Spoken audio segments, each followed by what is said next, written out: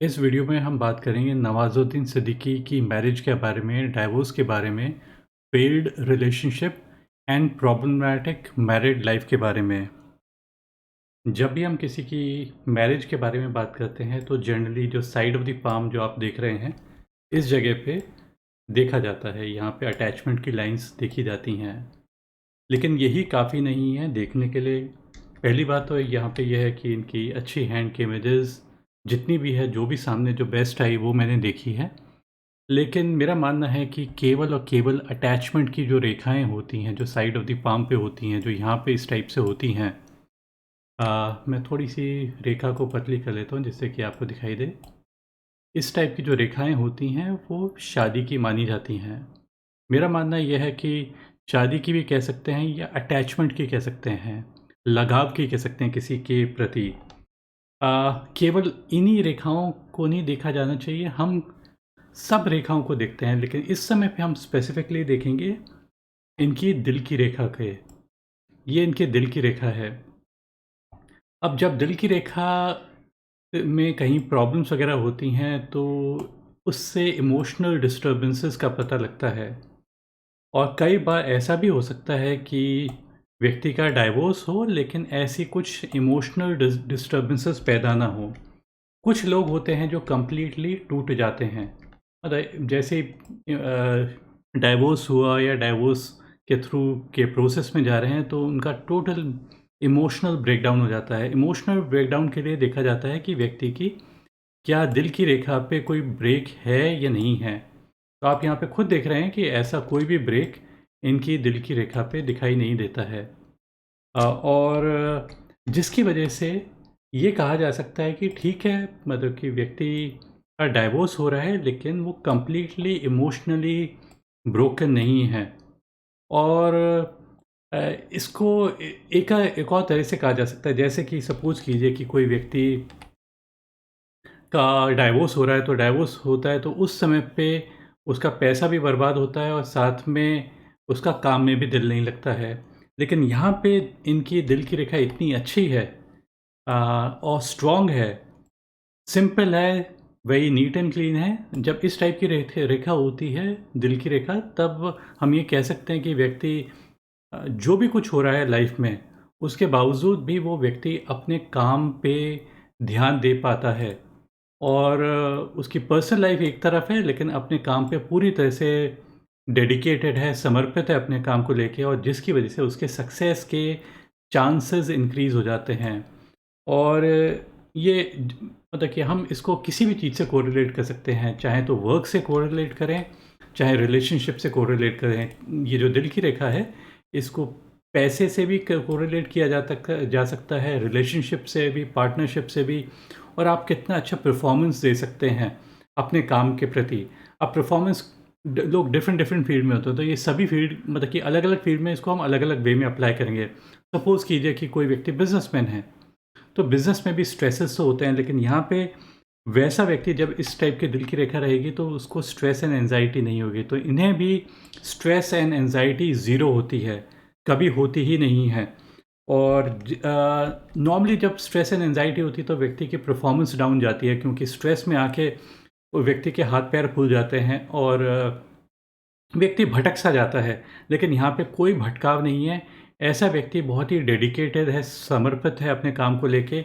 जब ये सिंपल सी दिल की रेखा होती है तो उसका मीनिंग ही होता है व्यक्ति समर्पित होना। इमेजिन कीजिए कि मैं ऑपोजिट बता रहा हूँ।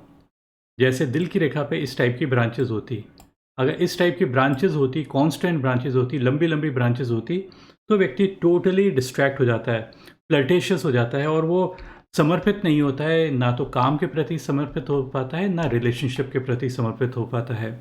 सो इस वजह से मैं इस टाइप की दिल की रेखा को बहुत अच्छा मान के चलता हूँ। इनका आपने वंडर किया होगा, मैं लेफ्ट हैंड देख रहा हूँ, ये इनका लेफ्ट हैंड है। आप ये कहेंगे कि लेफ्ट हैंड क्यों देखा जा रहा है?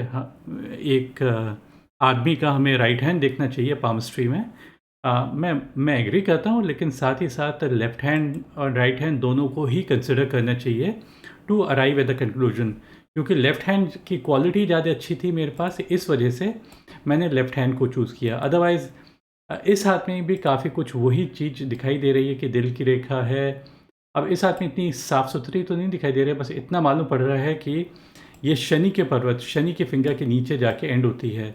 छोटी दिल की रेखा ज़्यादा अच्छी मानी जाती है क्योंकि उससे क्या होता है कि व्यक्ति ज़्यादा मटेरियलिस्टिक हो जाता है, रियलिस्टिक हो जाता है, ग्राउंडेड हो जाता है, ग्राउंड की सिचुएशंस उससे ज़्यादा समझ में आती हैं और पैसे की पूजा करता है, पैसे की रिस्पेक्ट करता है, पैसे को ऑनर देता है।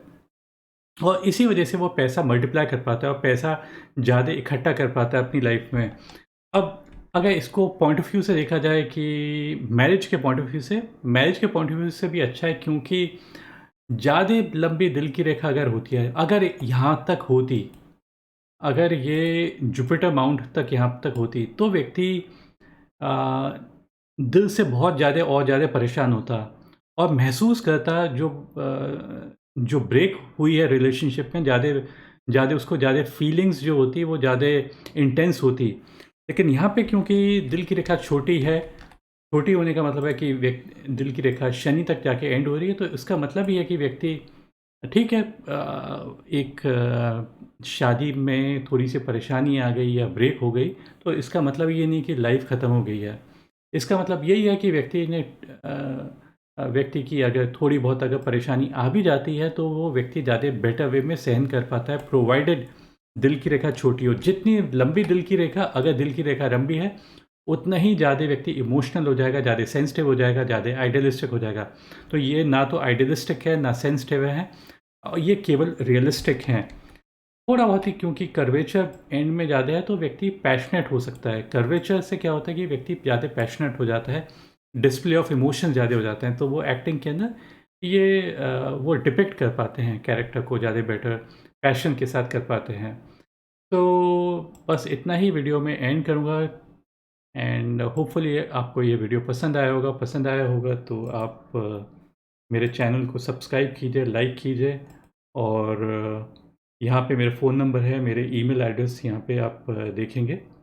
इस पे आप मुझे कॉन्टैक्ट कर सकते हैं अगर आपको पेड पाल्मिस्ट्री रीडिंग चाहिए और press the bell icon YouTube पे जिससे कि आप मेरे जो नए-नए वीडियोज़ हैं उसे देख पाएँ। और ये एंड में मैं थोड़ा-सा एक स्लाइड शो चलाता हूँ जो इम्पोर्टेंट है मेरे हिसाब से और इसे आपको देख के समझना चाहिए अगर आप पाल्मिस्ट्री लर्न कर रहे हैं। तो अगर ये प्रिंसिपल्स आप अपनी पाल्मिस्ट्री की रीडिंग्स में अप्लाई करेंगे तो गारंटीड आपको अच्छे रिज़ल्ट आएँगे मतलब कि आप बेटर वे में किसी को भी समझा पाएँगे और एक एनालिसिस दे पाएँगे। और इससे भी आप पढ़िए ये बहुत इम्पोर्टेंट है क्योंकि ये बताता है कि अ, मतलब कि हमें सब कुछ मालूम होता है। ऐसा नहीं है कि हमें एस्ट्रोलॉजर या पामिस्ट के पास जाने की ज़रूरत है। प्रेज़ेंट क्या है? प्रेज़ेंट वो है जो रिज़ल्ट ऑफ द पास्ट और और अ, मतलब कि जो हम आज कर रहे हैं वही हमारा फ्यूचर होगा। तो हमें बेसिकली मेहनत करनी होती है। अगर हम मेहनत करेंगे तो हमें रिज़ल्ट मिलेंगे, मेहनत नहीं करेंगे तो हमें कुछ नहीं मिलेगा। Thank you, bye and take care.